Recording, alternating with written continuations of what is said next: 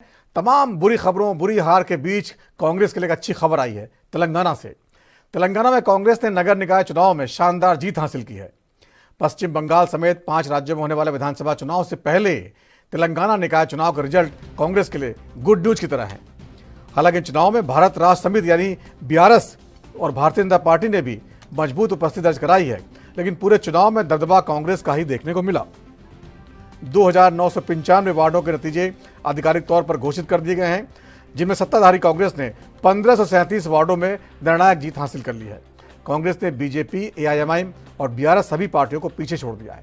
तेलंगाना में कुल 7 नगर निगमों में से मतदान हुआ, जिनमें से कांग्रेस ने 6 में जीत हासिल की, जबकि बीजेपी ने करीमनगर और निजामाबाद का इलाका जो है वो जीत लिया है। ये भी बीजेपी की जीत भी चौंकाने वाली है। संसदीय चुनावों की तरह बीआरएस, जो कभी एक मजबूत ताकत थी, यहां पर निगम चुनाव में शून्य पर बैठ गई। जहां शहरी स्थानीय निकाय चुनाव के परिणामों से साफ है कि निगम चुनाव में कांग्रेस अभी भी प्रमुख शक्ति बनी हुई है, वहीं करीमनगर और निजामाबाद नगर निगमों में बीजेपी की पहली जीत ने तेलंगाना की सियासत में हलचल भी मचा दी है। यहां भाजपा के सांसद हैं, जिससे नगर निगमों की जीत का रणनीतिक महत्व और बढ़ जाता है।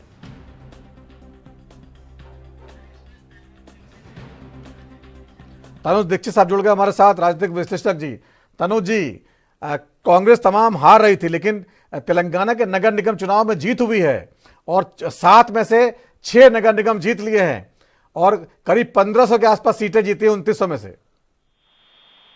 देखिए, निष्पक्ष अब अगर हम बात करें तो ये नतीजे बताते हैं कि तेलंगाना की जो राजनीति है वो फिलहाल एक बड़े संक्रमण के दौर में है। कांग्रेस को प्रशासनिक स्वीकृति मिली है, लेकिन भाजपा की जो सीमित लेकिन रणनीतिक शहरी जो है बढ़त है वो भी बनाई गई है।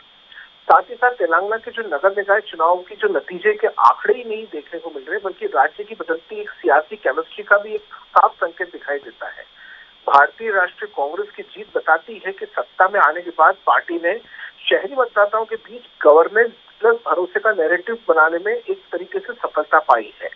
2995 वार्डों में से लगभग 1537 पर जीत ये साबित करती है कि कांग्रेस की पकड़ अब केवल ग्रामीण इलाकों तक सीमित नहीं, बल्कि शहरी इलाकों में भी काफी असर कर रही है। जी, लेकिन जिस तरह से बीजेपी ने भी वहां पर एक नगर निगम जीत लिया है, हालांकि वहां सांसद पहले से थे, तो ये लग रहा है आगे चल के बीआरएस की जगह कहीं बीजेपी मेन लड़ाई में नहीं आ जाएगी। देखिए, भारतीय जनता पार्टी की जो करीमनगर और निजामाबाद नगर निगमों में पहले भी अगर जीत को हल्के में नहीं लिया जा सकता है, ये दोनों सीटें भाजपा के सांसदों के प्रभाव क्षेत्र में आती है निश्चित रूप से, लेकिन ये साफ है कि पार्टी अब पॉकेट बेस्ड स्ट्रेटेजी के साथ शहरी तेलंगाना में भी धीरे धीरे अपनी जगह बना रही है।